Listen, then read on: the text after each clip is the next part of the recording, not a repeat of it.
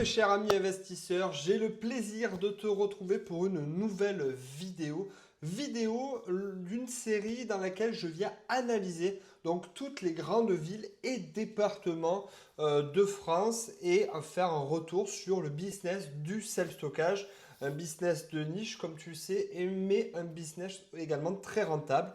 L'objectif à travers ces vidéos, c'est tout simplement de savoir si il est intéressant d'investir dans ces villes et départements-là.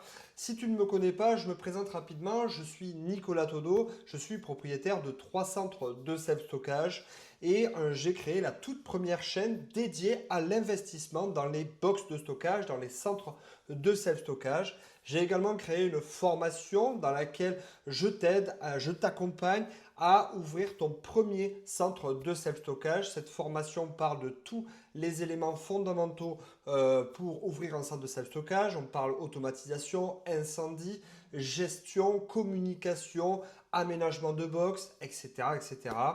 Et tu bénéficieras également de tous les partenaires de longue date avec qui je travaille maintenant. Si tu souhaites en savoir plus ou que tu as un projet de self-stockage, n'hésite pas à me contacter. Je t'ai mis un lien Calendly dans la description. Il te permet de prendre rendez-vous pour un appel gratuit de 30 minutes dans laquelle on parle un petit peu de ton projet de self-stockage. Voilà, allez, sans plus attendre, je te propose de passer de démarrer cette vidéo puisqu'on va analyser ici la belle ville de Marseille. Marseille, donc dans le sud de la France et plus largement le département des Bouches-du-Rhône. Quand on parle de Marseille, on pense au port, on pense au soleil et on pense aussi à la densité urbaine puisque Marseille est une ville qui se développe considérablement. Il y a un indicateur qui est beaucoup plus discret et qui en dit énormément, c'est du coup l'indicateur des centres de self-stockage. Alors aujourd'hui, je te propose donc une analyse factuelle, une analyse terrain du marché du self-stockage sur Marseille. Mon analyse est basée donc sur les données récupérées sur le site de l'INSEE, mais également sur le blog de location-garde-meubles.fr. Allez, on démarre tout de suite. Donc, on va parler tout d'abord du contexte démographique et territorial. Donc, les Bouches-du-Rhône, c'est l'un des départements les plus peuplés de France. Et, il y a une population départementale d'environ 2,05 millions d'habitants. Marseille, quant à elle, compte environ 870 000 habitants. L'aire métropolitaine Marseille-Provence, c'est 1,9 million d'habitants.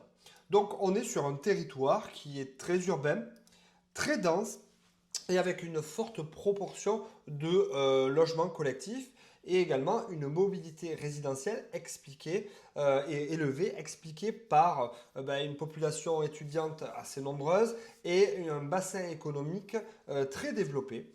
Donc, du coup, ce qui fait de Marseille une ville très attractive. Maintenant, je voudrais qu'on parle des données économiques. Économiquement, Marseille n'est pas juste une ville touristique, car oui, c'est aussi une ville touristique. C'est le premier port de France.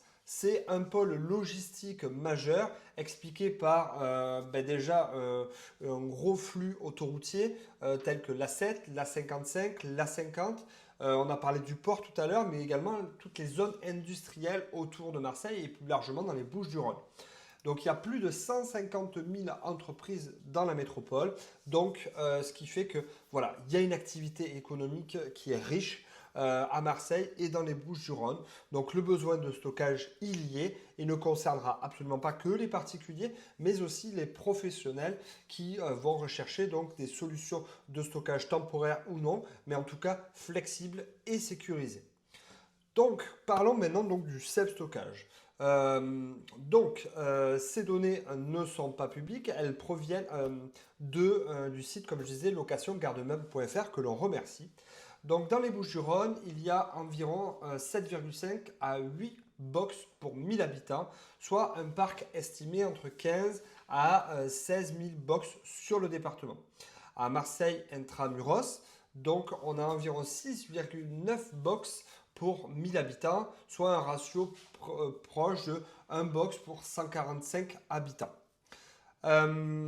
Marseille donc fait partie des villes les mieux équipées en volume, mais la demande y est encore plus forte que la moyenne nationale.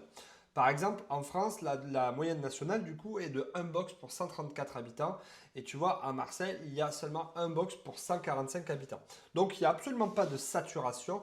Et pour autant, il y a donc quand même un parc qui est relativement important, structuré et donc mature. Maintenant, passons à l'analyse géographique. Où sont les vrais usages? Donc, l'implantation des centres suit une logique très claire. Parlons tout d'abord de Marseille intramuros. Donc, il y a des grands centres tels que Shurgard, Homebox ou encore Annexe. Et il y a une forte demande sur les petites surfaces ou moyennes surfaces, donc entre 1 et 8 mètres carrés, car les logements n'ont pas souvent de cave ni encore même de garage. En périphérie immédiate, telle que la Valentine, le Canet, Plombières ou Arnavaux, il y a une meilleure accessibilité. Par conséquent, il y aura des box plus grands et les clients auront besoin de plus de volume. Pour ce qui est de la périphérie industrielle, telle que Vitrolles, Marignane ou encore Istres, là on va plus retrouver des containers, des systèmes de drive-up, tu vois, où on arrive en voiture devant les box ou devant les containers. Et en tout cas, on va plus cibler des professionnels.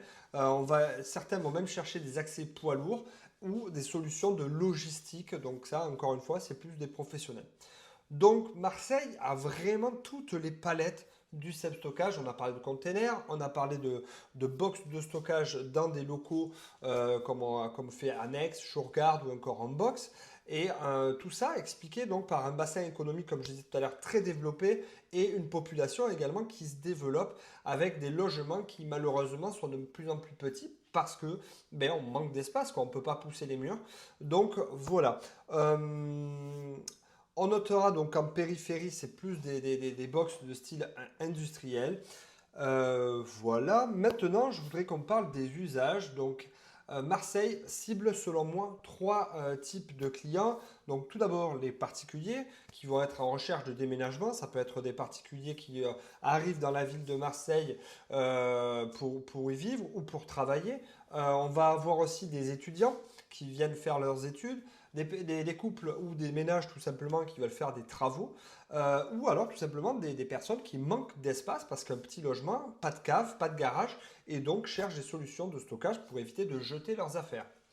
On a également les professionnels, tels que des artisans, les e-commerçants, les personnes qui vont faire du stockage saisonnier et toutes les solutions de logistique comme les logistiques de dernier kilomètre.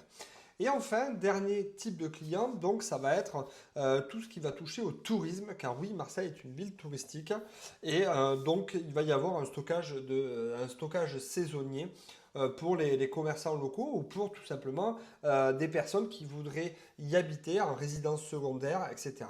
Donc voilà, il y a un marché en tout cas qui est en forte progression, surtout autour des grands axes. D'un point de vue investisseur, maintenant, Marseille, selon moi, est un marché qui est très mature, qui est lisible et on a assez de retours maintenant pour pouvoir dire si oui ou non il vaut mieux investir. Ce qui est plutôt positif quand on cherche à arriver dans une zone, ce n'est pas forcément un pari. Marseille est une ville qui a fait ses preuves, mais il y a encore beaucoup d'opportunités, selon moi, mal exploitées. Donc tout d'abord, l'hypercentre avec des petits centres de self-stockage, comme je fais moi par exemple. Voilà, des centres qui peuvent être automatisables, qui vont répondre à une demande ultra ciblée. Donc là, pour le coup, il y a beaucoup de demandes sur de la zone hyper localisée, mais également en périphérie urbaine, donc avec des grands box ou des box entre guillemets de taille plus importante.